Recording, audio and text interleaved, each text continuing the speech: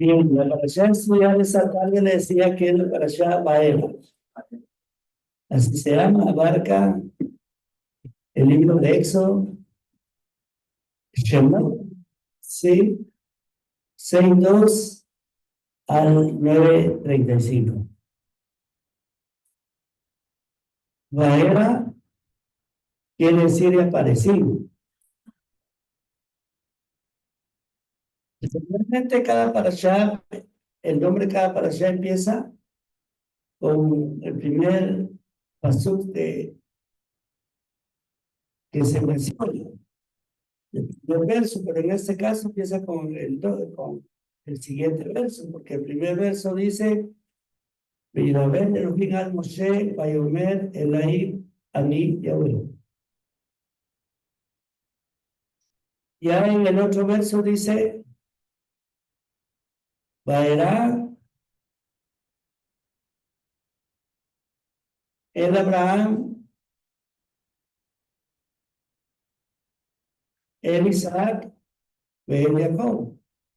O sea, en el siguiente verso de la sección dice Vaerá, o sea, y aparecí a Abraham, a Isaac y a Jacob. Por lo cual Vaerá se translitera como apareció.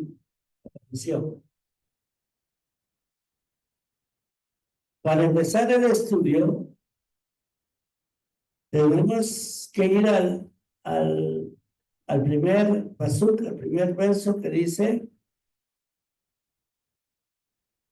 Ani Yahweh. Y así dice.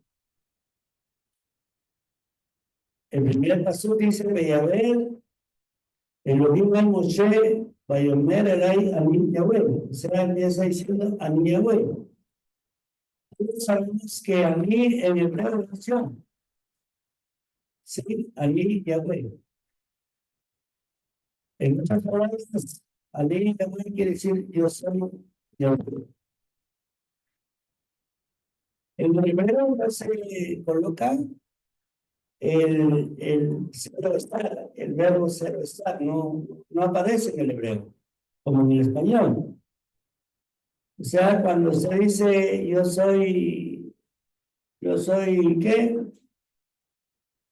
soy Abraham. El soy no aparece en el hebreo. El verbo to be en inglés, en español, no es cero estar, no existe. Entonces, cuando dice uno, Ani Abraham, quiere decir yo soy Abraham, pero no se menciona el cero estar. Entonces, cuando dice Ani Yahweh se translitera, yo soy Yahweh, el nombre del Eterno. Yud Hei Vav Hei. Esto es una expresión que se puede entender como fuera de mí hay otro más. O sea, el texto dice, Vayomer,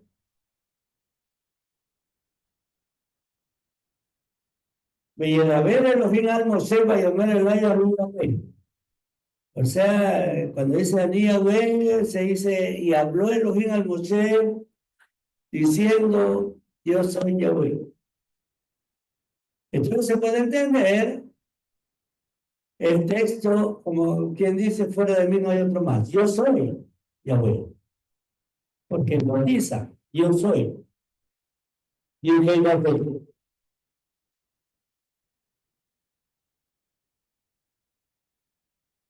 Y lo podemos asociar también con otro texto de la Torá o de otro mandamiento que dice, no tendrás otros Elohim aparte de mí, otros creadores aparte de mí, porque yo soy Yahweh.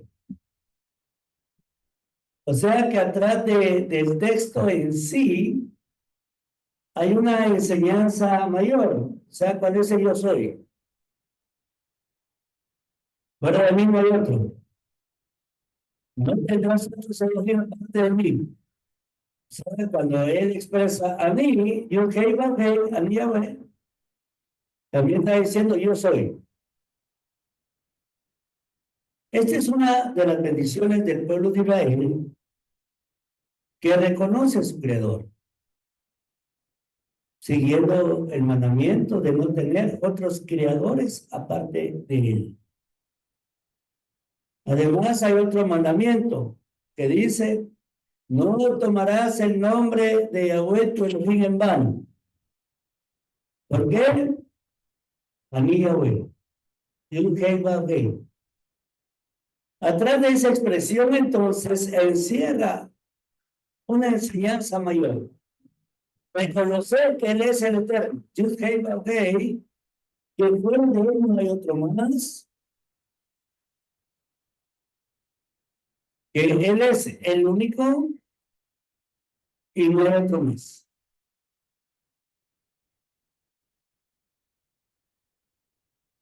Esto incluye que no podemos nombrarlo de otra manera, ni colocarle otro nombre que no sea el de Él. O sea, no se le puede tratar de otra manera.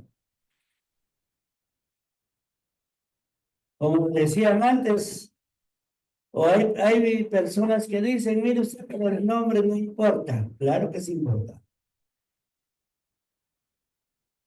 Que yo puedo tratar al creador como yo quiera, de todos modos yo me estoy refiriendo al creador. El nombre no importa. Claro que sí importa, por eso él dice: a mí, Yahweh. El nombre importa. Claro que sí. No se le puede llamar a otra persona con otro nombre que no sea el de él, por la esencia de la persona en sí. Más el Eterno, que tiene una esencia sagrada, no se le puede mencionar con otro nombre. Entonces, el nombre sí importa. No podemos colocarle otro nombre que no sea el de él. Por consiguiente, a mí, Yahweh, tiene mucha enseñanza, que no se debe de tomar en cuenta otro nombre que no sea el de él. Otro nombre que no sea de él no lo podemos nosotros tomar en cuenta, porque solo él es Yahweh, no hay otro más.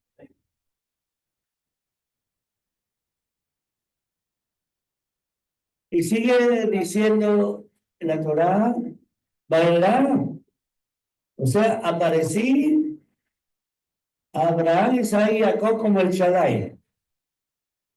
En nuestras mesuzot que ponemos, ahí está el nombre que el nombre está en las mesuzot. ¿Qué ponemos ahí? Shaddai, que quiere decir el Todopoderoso. Entonces le dice el Eterno a Moshe, le dice: yo con el nombre de Yahweh no me di a conocer a Abraham, Isaac y Jacob, sino con el nombre del Shaddai, el Todopoderoso. Porque ellos confiaron en mí. Abraham, Isaac y Jacob confiaron en el Eterno, y por ningún motivo, por ningún momento cuestionaron o dudaron que el Eterno cumpliría sus promesas para con ellos. El Eterno le habló a Abraham: llega a la tierra de Ur de los Caldeos. No cuestionó a Abraham, no dudó, ¿ok? ¿Y a dónde voy? A una tierra que yo te mostraré. Sí, pero ¿cuál es? No dudó, no cuestionó. Deja la tierra de tus padres. ¿Y por qué? No cuestionó, solo obedeció. Porque ellos tenían tanta confianza en el Eterno, creían tanto en el Eterno, que hicieron todo lo que el Eterno les mandó que hicieran. Sin dudar, todo. La bitajón, o sea, la confianza, bitajón es confianza, que tenían en el Eterno, no se debilitó. Confiaron en Él siempre, sin dudar de sus promesas. Y aún cuando el Eterno no hubiera cumplido sus promesas, Abraham, Isaac y Jacob eran almas que confiaban mucho en el Eterno. Y no por lo que Él les podía dar, sino porque Él sabía que era el Shaddai, el Todopoderoso, a quien debían de seguir y obedecer.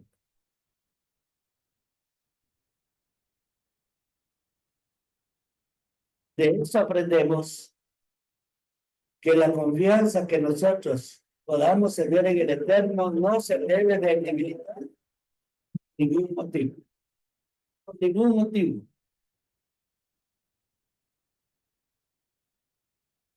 Que el Eterno no es hombre para que mienta, dice Torah, ni hijo de hombre para que se arrepienta. Hashem no miente. Todo lo que Él ha prometido, Él lo cumple. Lo que pasa es que a veces nosotros queremos que Él cumpla sus promesas en el momento que nosotros quisiéramos. Se sabe el momento en que va a hacer llegar y dar respuesta a sus promesas en cada uno de nosotros. Él sabe el momento y por lo tanto no tenemos que dudar.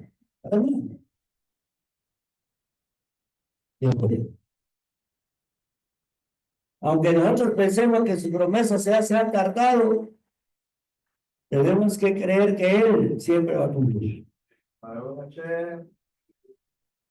Y esa es la bitajón, la confianza que nosotros tenemos que tener en el Eterno. Al igual que nuestros patriarcas. Ellos nos enseñan la manera en que nosotros tenemos que conducirnos con relación a Hashem. ¿Qué quiere decir? Que no tenemos que cuestionar, no tenemos que dudar y siempre tener la confianza que lo que Él promete lo cumple. ¿Pero Hashem?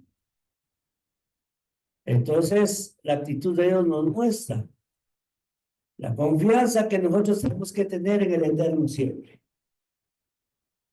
Aunque sus promesas no las veamos rápidamente, aunque sus promesas no las veamos luego, siempre debemos de considerar que el cumplimiento de sus promesas vendrá sin dudar, en cuanto en el tiempo de Él. Baruch Hashem. En el verso 5 del Pasuk 6 de esa misma parashá, está escrito: y oí el gemido de los hijos de Israel y recordé mi pacto.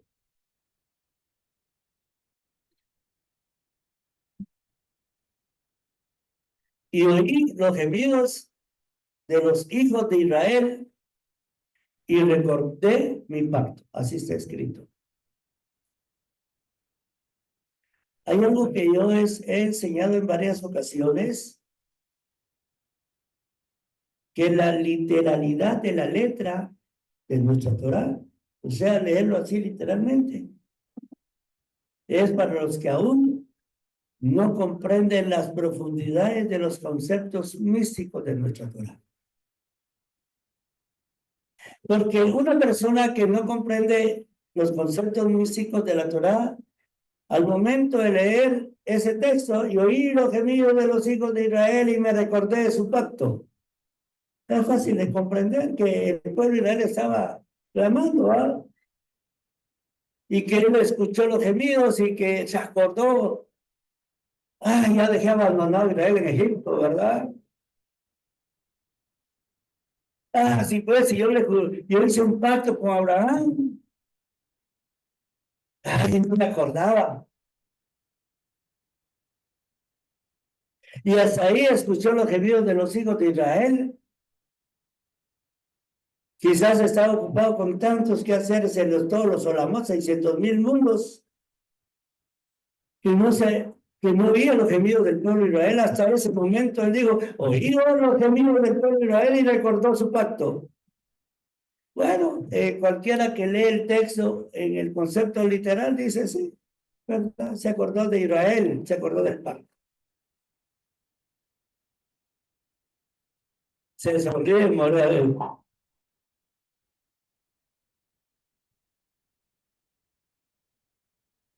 Entonces nuestra Torah está escrita de una manera simple, o está relatada de una manera simple para comprensión de las personas que se inician en el estudio de la Torá o que se inician leyendo la Torá.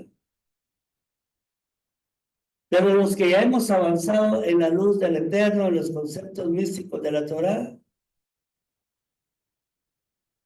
podemos comprender esto preguntando, ¿será que el Eterno hasta ese momento escuchó los gemidos de los hijos de Israel? ¿Será que él no se daba cuenta cómo lo estaban tratando los egipcios? ¿Será que él no se dio cuenta que cómo los ponían a hacer los libros? Hasta ese momento se dio cuenta. ¿Será que Hashem olvida? ¿Será que Hashem se olvida? Hashem ya se le olvidó de las promesas que él nos hace. No, él no se olvida. En su momento Hashem cumple sus promesas. La respuesta a esto es que había llegado el momento de la liberación del pueblo de Israel de Egipto. Había llegado el momento. Y por eso nuestra Torah dice, escuché los gemidos de los hijos de Israel, que se traduce. Llegó el momento de liberarlos. En otras palabras, escuché los gemidos, se traduce, llegó el momento de su liberación.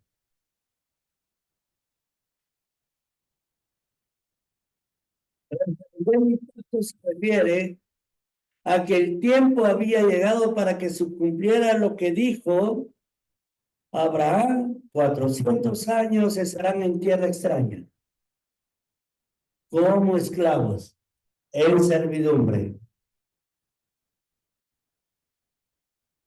Escuché los gemidos de los hijos de Israel se traduce, llegó el momento de su liberación.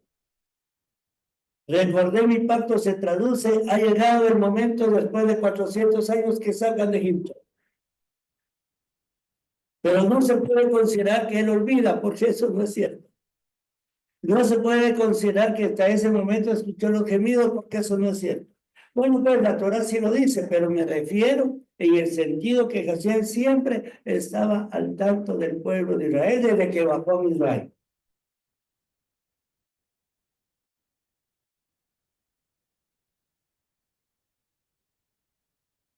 Como había llegado el tiempo de la liberación, el Eterno le dijo a Moshe: ahora ve a hablar con Parot. Parot es Faraón, rey de Israel, de Egipto, para que deje ir a los hijos de Israel. Moshe en ese momento tenía 80 años y Aarón tenía 83 años.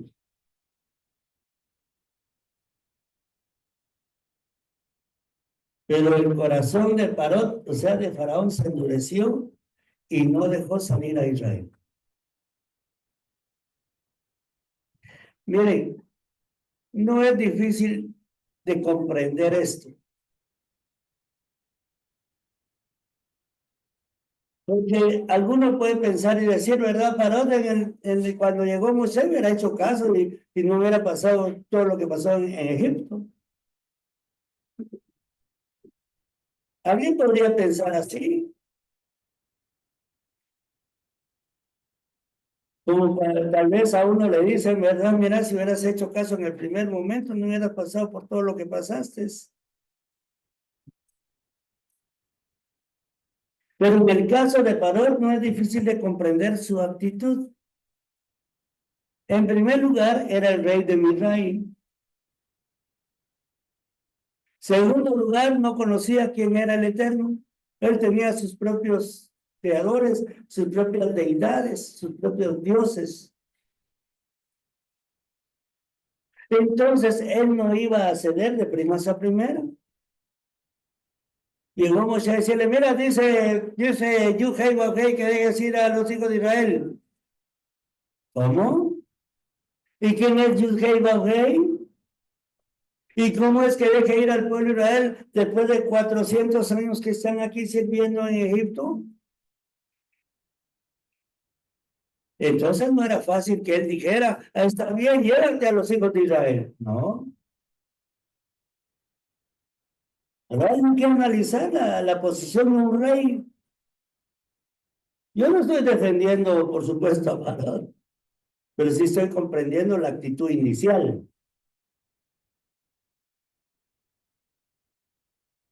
Llévate a mis esclavos, no hay pena, llévate. Yo no sé quién es Yud-Heh-Vav-Heh, pero si él lo está diciendo, llévatelos, no hay pena, llévatelos. ¿Será que si usted hubiera sido Parón, hubiera actuado así? Llévatelos. ¿Ah? No, Parón se ve de primas a primera,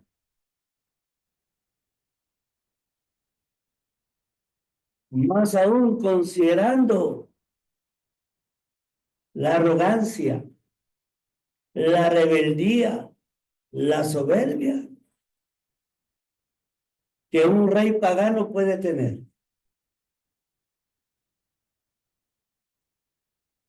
Parón era arrogante y no se consideraba un Dios.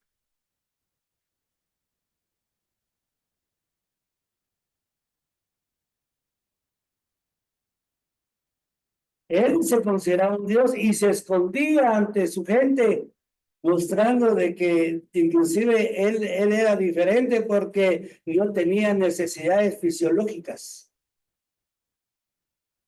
Porque si la gente se da cuenta que tenía necesidades fisiológicas, es igual que nosotros.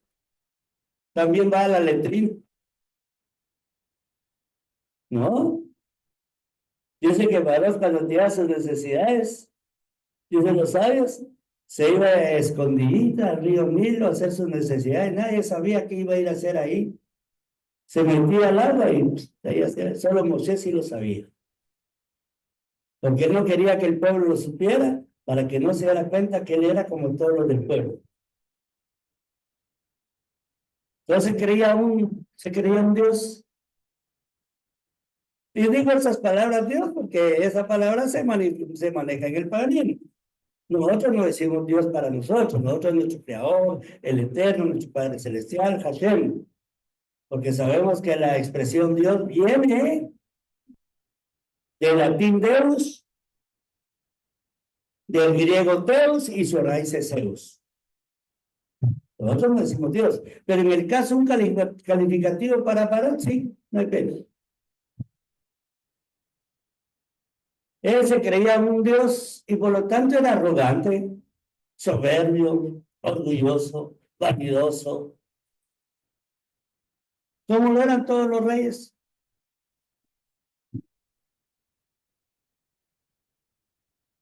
Dígame usted un rey que haya sido humilde.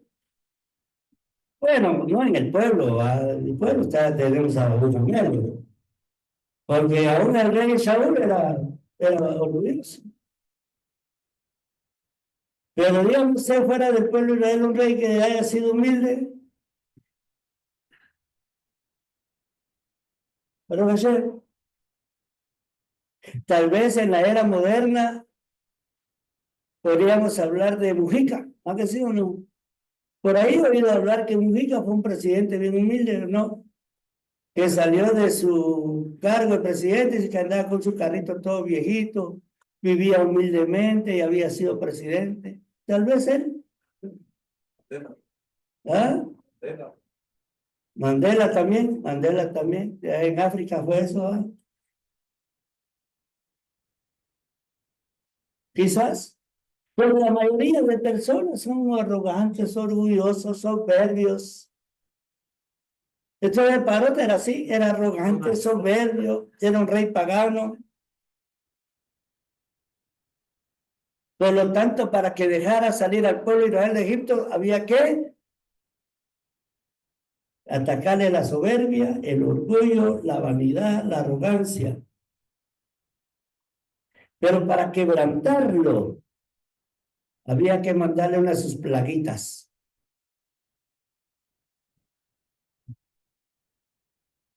Para que se doblegara, había que enviarle, ¿qué? Unas plagas. Entonces el Eterno enviaría unas plagas para doblegar su orgullo, para doblegar su arrogancia, su soberbia. Y dice usted, sí, ¿verdad? Pues lo mismo es Hashem con nosotros.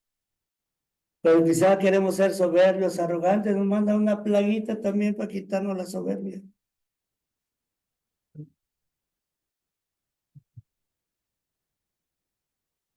Ya estamos arrogantes, ya estamos orgullosos, creídos. Hashem permite que pasemos por situaciones difíciles para bajarnos, para doblegarnos. ¿Y eso es bueno? Claro que es bueno. Porque Hashem lo que quiere es que estemos siempre tan cerca de Él, que no nos apartemos de Él. Y si es la forma que Él utiliza para que estemos siempre cerca de Él, Baruch Hashem. O sea que Gansú le tomó, ¿qué dice? Todo ayuda a bien. Entonces, de esta manera, con las plagas, doblegar su soberbia, su arrogancia, su orgullo y que pudiera dejar ir al pueblo de Israel. Porque de primas a primeras no le iba a dejar ir. Eso se sobreentiende, ¿o no? El hecho de las plagas, aunque los sabios enseñan que todo fue midá que negué midá, ¿qué quiere decir midá que negué midá? Medida por medida. Fueron para doblegar el orgullo, la soberbia de Parot y de esa manera aceptar la petición de Moshe de dejar salir a Israel. Porque cuántas veces nosotros hemos oído o hemos leído en la Torá que Parot decía en algunas cosas, sí, sabía, ya, Moshe, ya, quita la plaga que está ahí y que se vaya pues. Y al rato decía, no, mejor no. No, mejor que se queden todavía. O sea, ya había doblegado su orgullo y volvía otra vez a manifestar su arrogancia, a decir, aquí el que mando soy yo. No se van.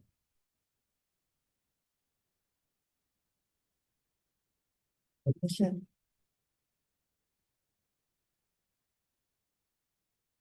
así nos pasa a nosotros a veces, ¿verdad? Cuando nos estamos pasando por situación difícil, decimos, ¿cómo decimos? Ay, abacador, ya no lo vuelvo a hacer. Y solo pasamos por el problema y ya otra vez, claro. No tenemos que ser así, por supuesto.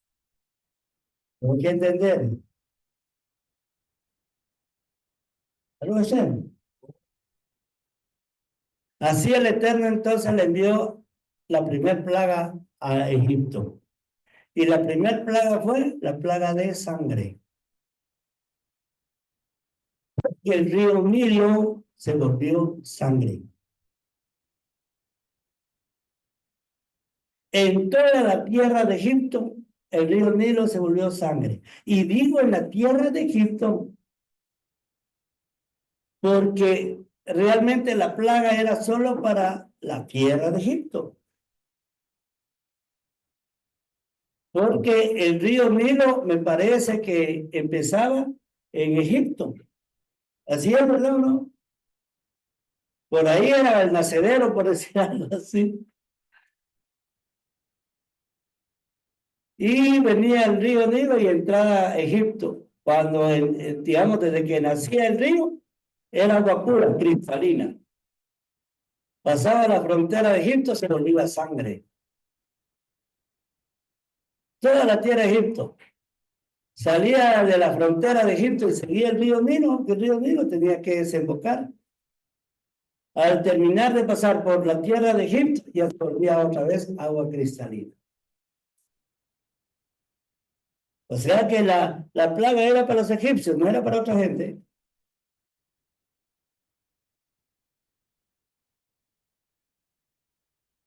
Dice que la gente, como no podían tomar agua, los egipcios, ¿verdad? Que tomar sangre, tenían que tomar así con sabor a sangre. Era un castigo severo.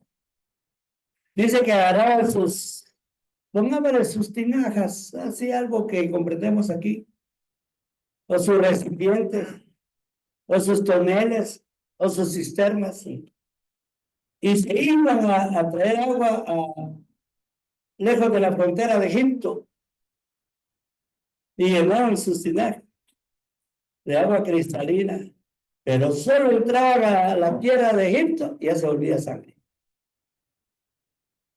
No que fueran a traer, que fueran a traer, porque la plaga era para los de ahí en Egipto, o sea, la tierra de Egipto.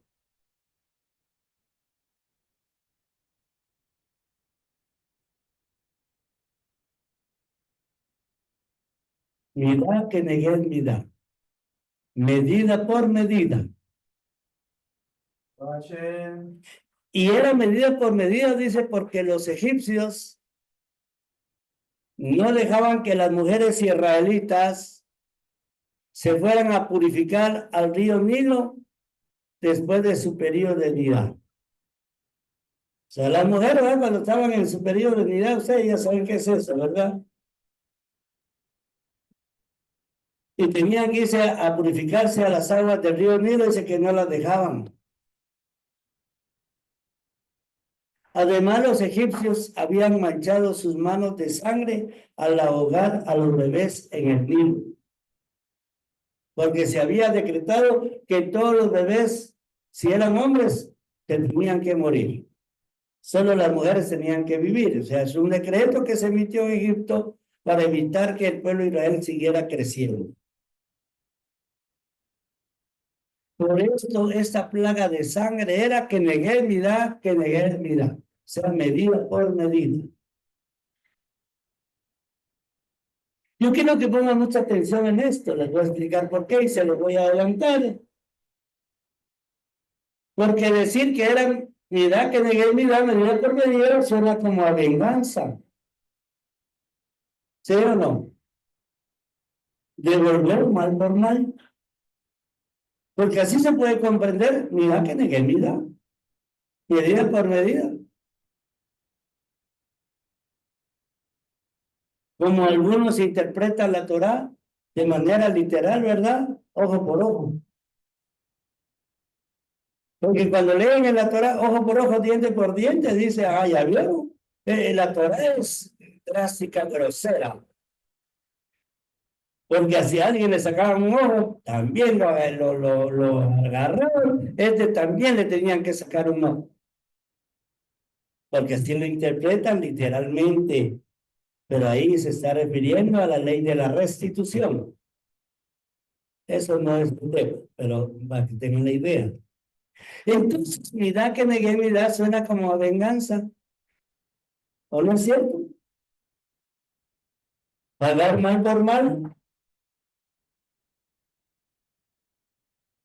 Bien. La segunda, pero ahorita les voy a explicar conforme va la enseñanza. La segunda plaga era la de ranas. Mirá que negué mirá, desde los sabios. Esto fue porque según los sabios, los egipcios castigaron a los hijos de Israel porque los obligaban a tomar con las manos culebras, reptiles, ranas, para impurificarlos.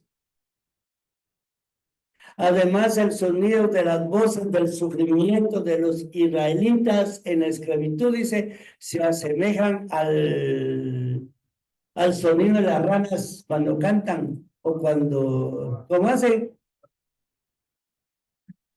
¿Cómo? No, las ranas no emiten sonido así. ¿Ah? Las ranas,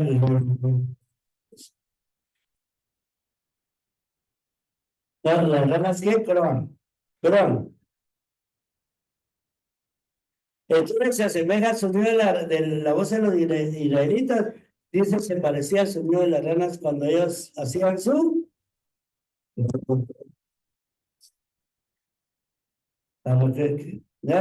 tenía a mi hermano, ¿cómo hacía el sonido de la rana? Ahí estaba viendo.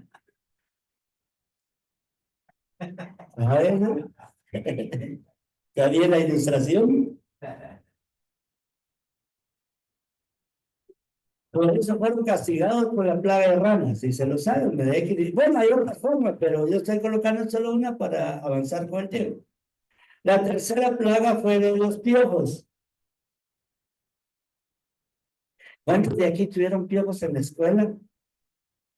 ¿Se acuerdan que eso era muy común antes? No sé si todavía.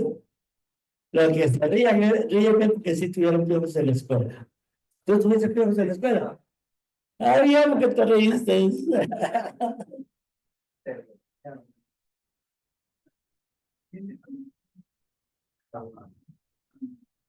Es que me acordé ahorita, ¿verdad? Que yo siempre andaba comprando unos peines finos. Esto no era los piojos, la plaga de los piojos dice que fueron porque forzaban a los hijos de Israel que fueran a barrer las calles, a quitar el polvo de las calles de las ciudades de Egipto y de los caminos. Por lo el Eterno dice, entonces el polvo se asemeja al piojo. Por eso la plaga de piojo dice que Moshe y Aarón agarraban polvo y los tiraban y se volvían piojos. Y no eran chiquitos, eran grandes los piojos. Bien, la cuarta plaga fue las bestias salvajes. Esa fue porque los egipcios enviaban a los hijos de Israel a misiones peligrosas a cazar fieras salvajes para su zoológico egipcio. O sea, forzaban a los hijos de Israel a que fueran a cazar leones, a que fueran a cazar tigres y todo aún a costa de sus propias vidas. A los egipcios no les importaba. Ustedes me traen aquí estas bestias salvajes y para el zoológico y ya. Entonces, en base a eso, el Eterno les envió la plaga de las bestias salvajes. La quinta plaga fue la muerte de los animales.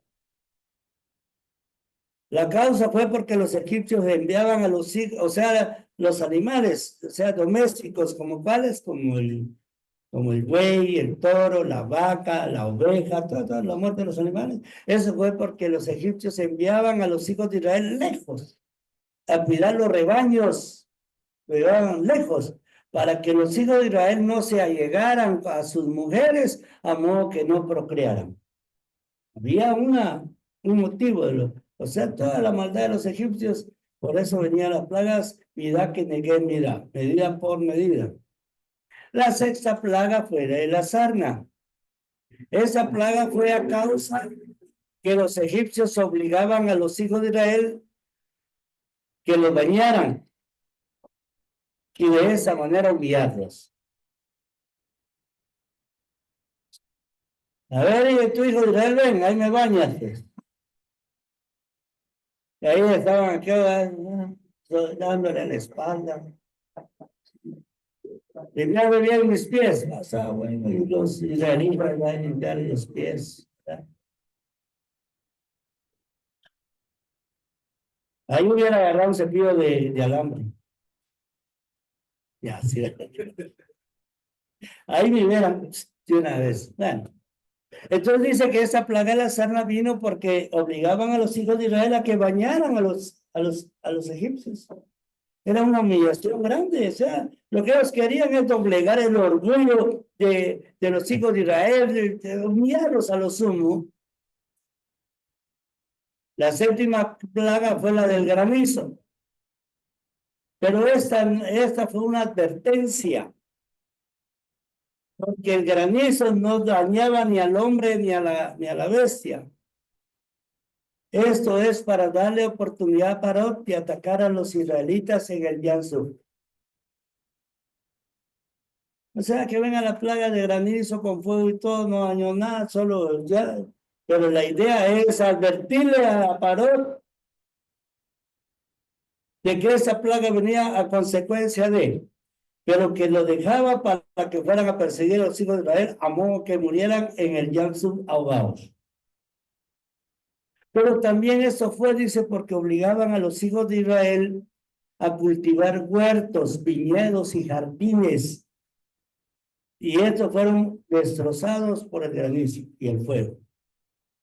Además que apedreaban a los hijos de Israel, pero cayó granizo, dice que el granizo era grande con fuego, porque apedreaban a los hijos de Israel.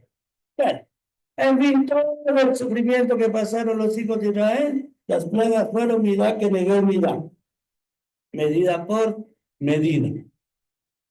Y así hay varias razones del porqué de las plagas, hay varias. Yo les dije una nada más. Pero lo que sí quiero enfatizar es que las plagas fue para ablandar el corazón de Parot a modo que dejara salir al pueblo de Israel de Misraim.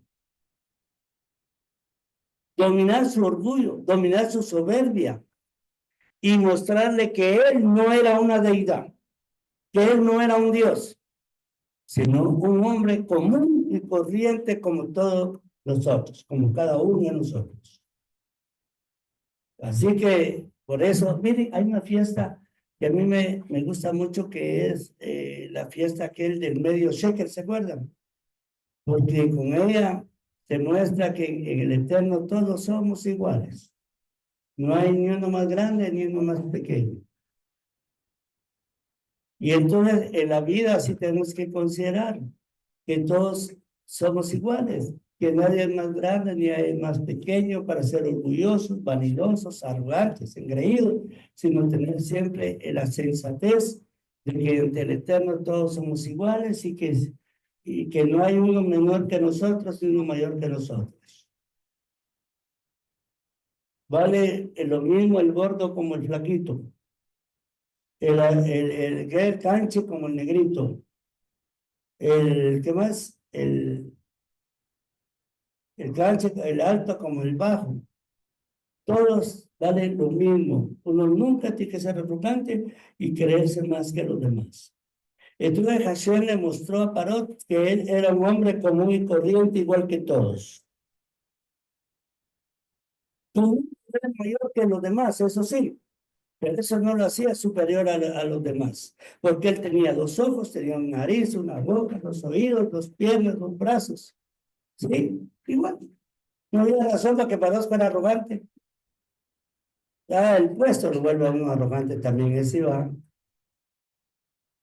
Jefe, eso por ahí, ¿verdad? Pero no, uno no tiene que ser arrogante. Por eso es, como le decía, hacía sus necesidades como todo hombre.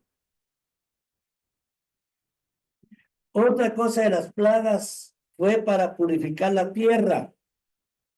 ¿Qué tierra era purificada? La tierra de Egipto. Porque Egipto representa a los Lanjasé, representa a este mundo. Mirá que Negué es el efecto de la causa. No es un concepto de venganza, entenderlo como un concepto de venganza por decir devolver mal por mal. Eso es mirá que negué mirá. No, no, no. En este caso de las plagas es el efecto de una causa. Como está dicho, el que mal hace, ¿qué dice? Mal espera. Causa y efecto. Todo lo que sembramos, cosechamos, sea bien o sea mal. No es asunto entonces de venganza, es asunto de causa y efecto.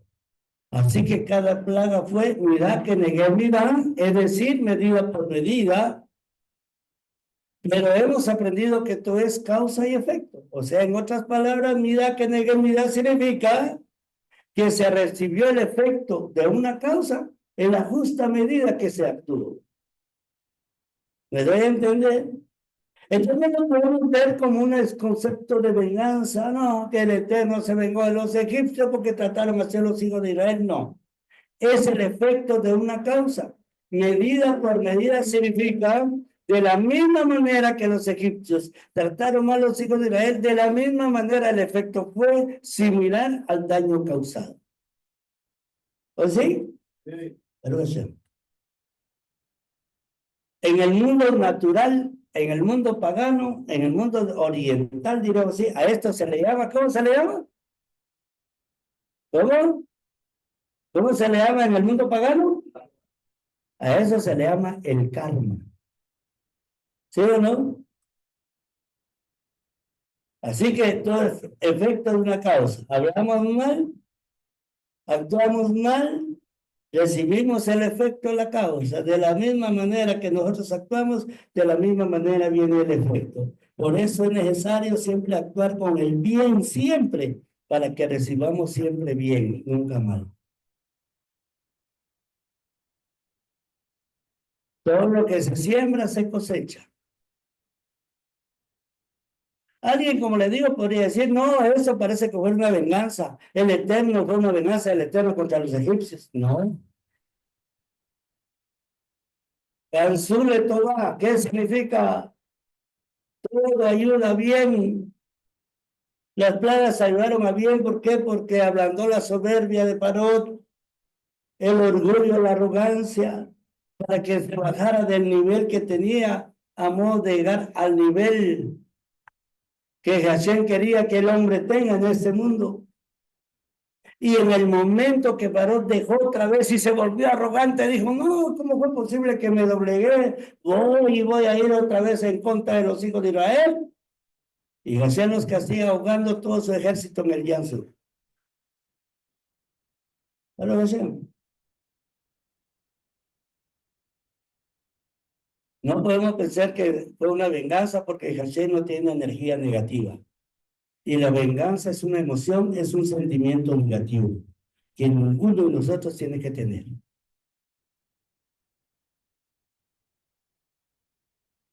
Por lo tanto, cuando decimos, mira que negué mi edad, no nos referimos a una venganza, sino a un efecto de una causa.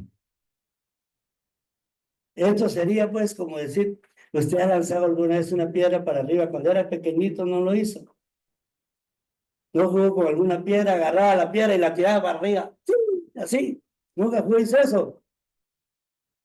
Y de repente la piedra cuando se tiraba así para arriba, regresaba y ¡pum! Le pegaba a uno en la cabeza. ¿Nunca hicieron eso ustedes? Ahora, si ustedes no lo hicieron, fueron más listos que yo. Entonces ese es el efecto de una causa. ¿Sí? Así como actuamos, así vamos a recibir. De todo eso aprendemos que no debemos, en primer lugar, dejar de confiar en el Eterno, aunque vengan luchas, aunque vengan pruebas, aunque vengan tentaciones, aunque vengan sufrimientos, aunque vengan escaseces, aunque vengan enfermedades, aunque vengan situaciones difíciles en este mundo. Siempre nuestra confianza debe de prevalecer y lejos de debilitarnos debemos de tomar todo como una base para tomar mayor impulso en nuestra emuná y bitajón, en nuestra fe y confianza en el Eterno.